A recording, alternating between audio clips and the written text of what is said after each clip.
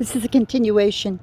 I got cut off and I don't know how to restart it or connect, splicing, whatever it's called. You know me. I've already confessed that I'm inept. Anyway, it would be a very good teaching tool for a mom with her, now you'd have to start at what, age 10, 11? Pre-adolescence, shall we say? Both girls and boys. It shows you in a very forthright, non-confrontational manner. Is it subtlety? Yes, it was subtle, which is why it was so easy to draw you in. The pain and the dangers of a hidden young love. Don't want to give too much away. You can easily access it on Netflix, although now you have to pay because all of the really good films from the past, they've somehow locked them up somewhere. You can't get them without paying. Yeah, so that was The Summer Place. Now, the next one, Natalie Wood's Splendor in the Grass.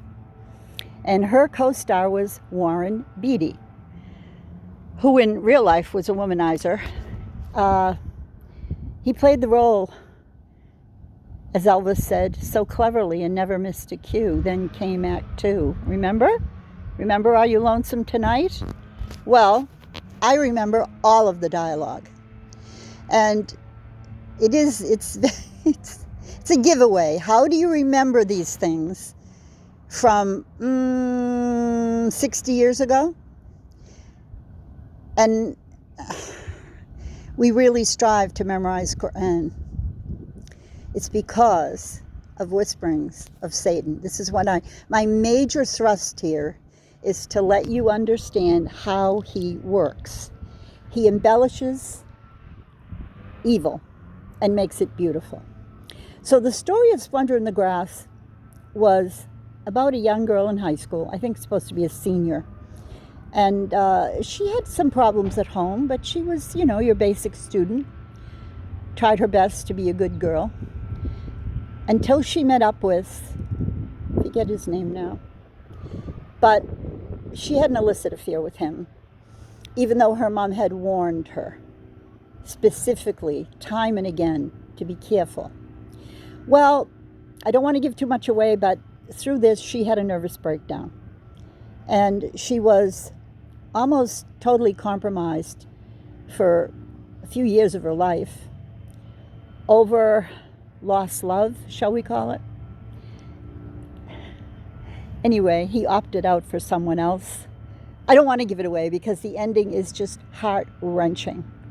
And one of the scenes I want you to watch out for is when she is called upon to read orally in her English class a passage from a poem, Wordsworth of, was it Walt Whitman? It was a poem, 18th, 19th century. And the name of the poem was Splendor in the Grass. And she broke down because she knew her conscience it was not only a conscience that was bothering her against all her mother's advice, it was the situation that she found herself in that couldn't have a happy ending. Well, neither did these two starlets' lives have a happy ending. Sandra Dee became a raging alcoholic and a recluse, literally homebound for years, and died in that state. She only had one son, and the man she married actually was a famous singer called Bobby Darin, Mac the Knife. Anyway, she married him in spite of the Hollywood producers who were angry that she chose him because, number one, he was Italian. His real name was not Darin. And number two, he was not a heartthrob. He was a small, slight man. And she married him in spite of their advice, and she did what she wanted to do. He passed as well from a heart attack. Their son is still alive. Now, Natalie Wood went on to marry a few times, and her tragic end came as a result of, well, we still don't know. Was it a murder? Was she drowned by her husband? If you care, you can find the details of this tragedy, because she was like Sandra Dee, because that's the way you had to portray them back then. You couldn't portray them the way they portray, well, let's not go there. You know, your modern actress is, well, never mind. I'm fasting. It's Ramadan. I have to be careful. But back in my day, they all had to be sweet and innocent, and they all had to be politely acting like good girls. Well, we don't know. It's an ongoing open case. Was it her ex-husband? Was he having some sort of a threesome with the other person on board their sailboat, I think it was, yes. Anyway, they found her drowned. So, looking back at it now, how we were affected by these, we can say they were romantic films. And they were aimed at that exact age group. It was something inescapable, because we all went to the movies. The movies, that's what they called it. And we all spent hours in the mirror trying to duplicate the hair of Sandra Dee, wishing you were blonde, putting your hair in rollers, because her hair was always short and curly. Or Natalie Wood. There's your brunette option. And her hair was always smooth. And so for me it was easier, but for the girls who used to have to iron their hair, it was very much of a chore.